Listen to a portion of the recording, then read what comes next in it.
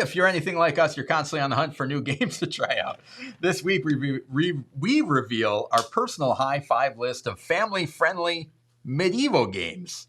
So this is a tricky list to put together because my list was swimming with games that I had to put my own personal filter on it, which is I did not allow any fantasy into my medieval theme. Yeah, and I did my research before consulting my colleague, and so I have fantasy on there. I also brought in a pretty hefty honorable mention list. There's a little bit of bleed into the Renaissance period. I think I brought 10 games to the party, maybe. Yeah, you might want to hold on to those. I will. I feel like we got to do a Renaissance list coming up. I will. I'm not going to share. And so, yep. All right. Let's move on. What's your number 5, Michael? My number 5 is from the designer Donald X. Vaccarino. No, it's not that medieval game. It's that medieval game, Kingdom Builder, which is a 2011 game. The artist is Oliver Schemmler, published by Queen Games, and that's 2 to 4 players, 45 minutes, ages 8+. The weight is 2.06 out of 5. And as a reminder, 1 is like patty cake, 5, your brain is melted and you can't think anymore. And so this hits a nice little spot in the family weight at 2.06 out of 5. And in Kingdom Builder, you are trying to build a kingdom. And you're doing that by... Gosh, I didn't get it in my notes. What do you, not the hexagon, what are you putting down there? Help me out. You are putting little houses on hexagon spaces. There it is. And you have one card that you are drawing every round that is determining which spaces you can put it on. So it's a terrain type that determines which houses, where you can put your houses that turn. And you're trying to build a cluster if you can and chain off of what you've already built, but sometimes a terrain comes up that it's not possible to, and so you can start in a different area, which then allows you to build into 2 different spots. Thanks for the save, partner. Yeah, no problem. Do what I can. Yeah, that's, what'd you say the weight was on this? 2.06 out of 5. And that's a Board Game Geek rating for the complexity of a game. And my list, and I'm assuming it's very much of a theme thing, these are weightier games. They're heavier. Yeah. That people like to dive into the Middle Ages, and these are hardcore gamers that love this theme. And last week's had some heavier too with the stockpile or the stock market speculation games. So yeah. So my first one up is actually the least complex game on my list, and that is Biblios, which has been republished as For the King and Me. Still published by Yellow, but originally published in 2007. Steve Finn is a designer, 2 to 4 players, and it's about 30 minutes. This is a 1.6 on the complexity scale. And in Biblios, the game is divided into 2 halves. And the first half involves you drawing a card and deciding whether you are going to take it or put it into a face-down pile. And then the next you draw another card and you do the opposite of, okay? When the whole first round... What do you mean you do the opposite? You have to put one card in face down and one card you keep in your personal hand. Then when all of the cards in the deck are gone, everybody's done that, then you flip over the cards that everybody discarded and put into the face card pile, and you are now auctioning off those cards that are left to build your hand. Mm-hmm. And then at the end of the round, whoever has the most, there's 4 colors in the game, and there's a little die. There's 4 dice that you don't even roll in the game. The only thing that they're determining is how many points the person with the most of that color card gets. And so the scores are really small. It might be 7 to 4 to 2, something like that, and it's just a very cool game, the way that works out in those 2 halves. So that is my number 5, Biblios. It's the second Steve Finn game mentioned this show. The Whatnot cabinet that I just got, he's a designer of that one as well. So cool.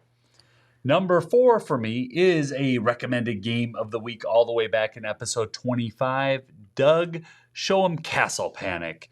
This is a 2009 release designed by Justin DeWitt, published by Fireside Games. 1 to 6 players. Best at 4, takes about an hour. The ages are 10+. The community on Board Game Geek says it's 6+. I think that's a little young. You could split the difference, 8+ and be good. The weight is 1.66 out of 5.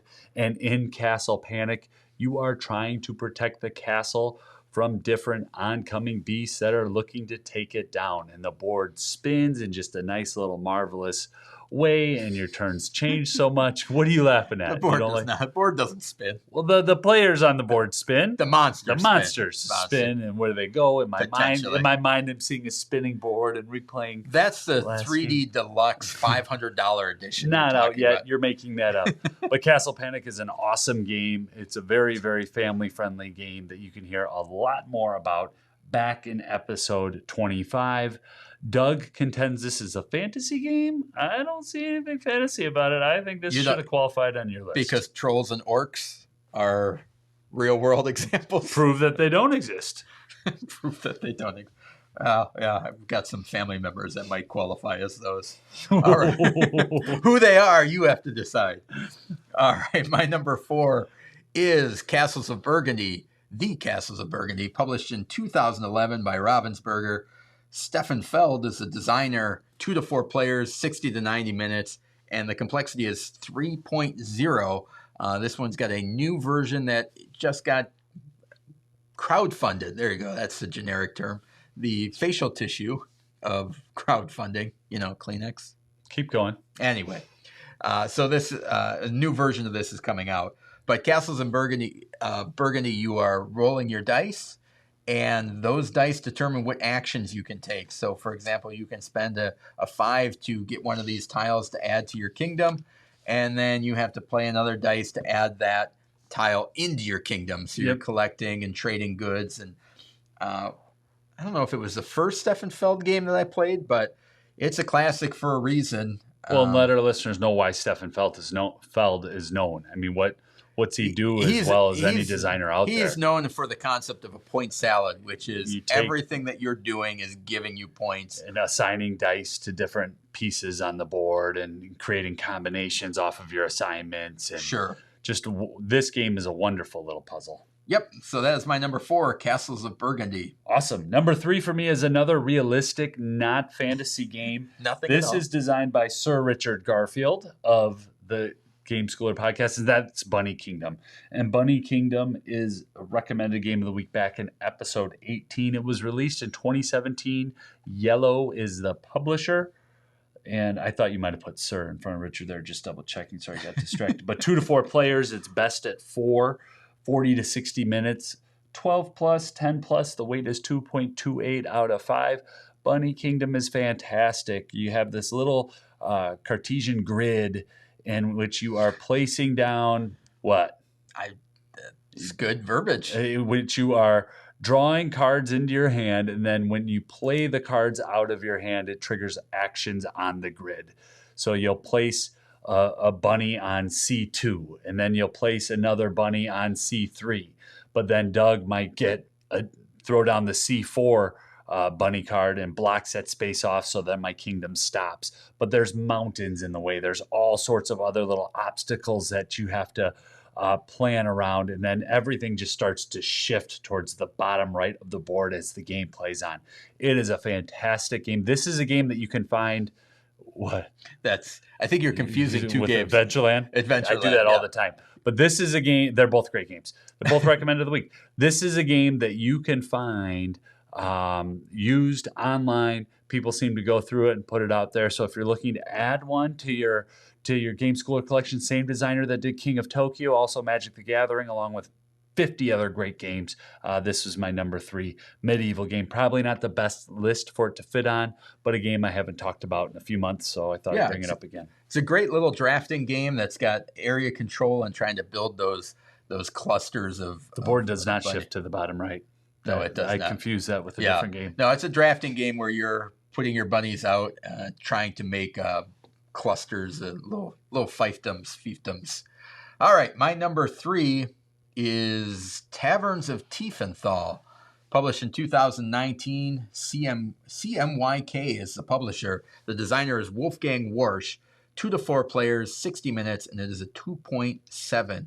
This is a little deck building game in which you're adding cards to your tavern, and you are bringing patrons in, and you're drawing cards until all of the tables at your bar or your tavern fill up. And then at that point, we roll dice, and we are drafting dice that are being passed around the table on coasters. Once we have our dice, we use those dice to trigger actions on our board, serve customers, and all that type of stuff. We get money to buy upgrades to our tavern, and we brew better beer to bring in better customers. And tell them about the upgrades. When you make an upgrade. Yeah, they're almost like little puzzle pieces that you flip your board around, and then that has the upgraded side on it. Just an awesome production to do that. It's unlike anything I've ever seen of flipping tiles over to keep your player board. It's not fiddly. Everything fits together. The gameplay is fantastic. That's really good, Doug. Yeah, so that's my number 3, Taverns of Tiefenthal. That made my honorable mention list because I brought a different Wolfgang Warsch game in at number 2 for me is The Quacks of Quedlenberg, 2018 CMYK. Wolfgang Warsch, as we said, is the designer. 2 to 4 players, best at 4, which I also agree with. 45 minutes playing time, ages 10 plus, and the weight is 1.95 out of 5. This was episode 49's recommended game of the week on the Game Schooler podcast. This is one of my all-time favorite games. You have little chips or tokens in a bag. You are drawing them and putting them on your potion board, which is almost set up like a personal board that then at the end of the round transfers over to a track that everybody is on. And so you're trying to get as far as you can on your own little potion board so that you can then end the round further along on the track so that you can then go to the marketplace and buy additional chips to go in your bag. But here's the deal. In your bag are also some not good little skull potion tokens. And once you hit 7, you bust. And so it's also a game that has some great catch-up mechanisms where it's okay to fail early in the game. But if you fail late in the game, it's catastrophic. So it teaches great risk management. And we talk a lot about it in our recommended game of the week in episode 49 of the Game Schooler podcast. Yeah, this one was on my short list, and it was one of them that I decided to pivot to taverns because I didn't know how those. I think that's smart. They're both great games. Mandrakes and those little things. I like the art on it. I was wondering if that did not make my fantasy cut. Yeah, I don't think of it as a fantasy game, but no, the Taverns artwork is a better fit for the list. Just the list as you defined it, Taverns is a better fit. Taverns is actually still new in the shrink in my house, so I have to get that played. We've got a lot of games to play in the McCabe house. All right, my number 2 is the heaviest game on my list, and that is Orleans, published in 2014. It's currently published by Capstone Games. The designer is Rainer Stockhausen, and it is 2 to 4 players, about 90 minutes. And the complexity is 3.04. Pi? Yes, 3.14. Let me keep going. In Orleans, you are essentially doing what they call bag building, or it's deck building with, instead of cards, you are throwing little chips into a bag, which then you are drawing out and pulling, very similar to Quacks, yeah. Quacks of Quedlenberg. And in this, you are pulling out different little workers that then you are assigning to the boards to then get new workers and move your workers across a path to collect goods. There's a lot of different, there's like 3 or 4 different boards in this game, which is what adds to the complexity. The mechanisms of the game are not complex of what you're doing every turn, but the way that you acquire new workers and the way that you can collect goods, and then there's ways that you can get more points, but you have to kind of sacrifice your workers along the way to kind of keep them there to get that point. So it's long, right? It's about 90 minutes. Okay. Yeah, so it's not crazy in the grand scheme of things. And if you've got players that really know how to play it, it moves a lot faster than that. So cool. That is my number 2, Orleans. Great. And my number 1, we'll have to keep track of how many weeks in a row Doug steals my thunder here with my number 1. He mentioned earlier the Castles of Burgundy, and I don't really have anything to add other than it is a fantastic game. I wouldn't be scared of the complexity. This is also a game that's readily available online to teach and to play, several different websites. So and several different versions that have come out. The one that's featured right here on our infographic or on our graphic for those of us watching, it's the 20th anniversary, but it came out 10 years after. I don't know. I'm not getting into all that. But there are a lot of different versions of the game out there. All right. Well, that leaves my number one, which is Architects of the West Kingdom, 2018, published by Garphill Games and Renegade Game Studios. Shem Phillips and S.J. McDonald are the designers. 1 to 5 players, 60 to 80 minutes, 2.76. This is a worker placement game, and what I love about what Garphill Games does in this whole, they've got several different series of games, and this one's a worker placement game in which you start with all of your workers. So you start with 25 or 20 workers to start the game, and a lot of worker placement games, that's not the case. You start with 1 or 2, and you got to get more and more, and that's like a strategy, is like, how fast can I get my workers? This one, you start with them, and then the cool thing about it is that the more you play out to a space, or the more workers you have there, the more powerful that action becomes. So if I send 1 worker, I can get 1 stone. Eventually, I put my 4th worker there, I'm getting 4 stone on 1 turn. But that then leads to the cool part, which is I see that Michael's getting 4 stone every turn, and so I'm going to get his people arrested for loitering and kind of break up that band. And so those guys go to prison. He's got to try and get them out. And the other really cool thing that I like about this game is it's got this separate track, this virtue track going up the side. And the virtue track, you can sacrifice virtue to do some really cool actions. Yeah. Like very powerful things, but you're sacrificing virtue, which means you're going to lose some points potentially at the other end of the game.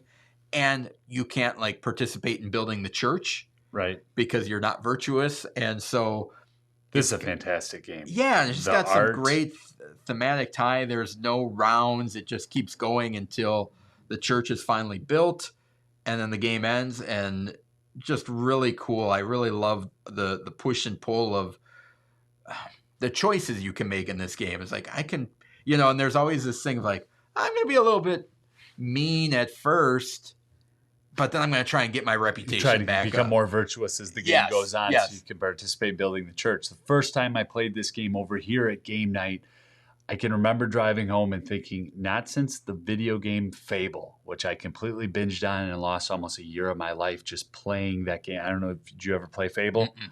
Where you get to make the decisions along the way if you're going to be virtuous or not virtuous. And you can balance, or you can go one direction in either direction, and all 3 of those paths could possibly lead to victory. Sure. And Architects does to capture that in a board game that gets played roughly an hour, a little bit more than an hour. I mean, that's incredible. Yeah, 60 to 80 minutes, and assuming that's just a player thing, goes up to 5 players. So if they're saying 80 minutes on a max of 5 players, that's a pretty good time investment. We need to play that one again. Yes. So that is our. Are there any honorable mentions you want to talk about? I think you hit a couple on your list, which I'm glad. The only one is Dominion. To anybody who's out there, why did you use Dominion? Because I put in Kingdom Builder, and I didn't want to do 2 of Donald X Vaccarino's on a list of 5. If we had 10, Dominion would have been on there. It is a classic medieval game, and that's the only one that I think I need to bring up. Yeah, the rest all have dragons. Yeah, okay. Well, that was the other one that I just missed my list was Crusaders. I Will Be Done, which is a game that's got a rondel mechanism in which your actions become more powerful depending on when you take them and kind of moving your action cubes around. So that is our high 5 medieval games. Just want to remind everybody to subscribe to the podcast if they haven't already, or if you haven't already. If you're watching us on YouTube, make sure you subscribe there. You can also find us on Twitter and Facebook. Our handle for both of those is @GameSchoolerU. So check those out. I think that's about it. Hopefully this video thing turned out good, and you can watch this on YouTube. We'll have it posted there. I'll put a link in the website when that goes live. And lastly, thank you so much for spending the last hour or so with us. We really appreciate it. Now get out there and start game schooling.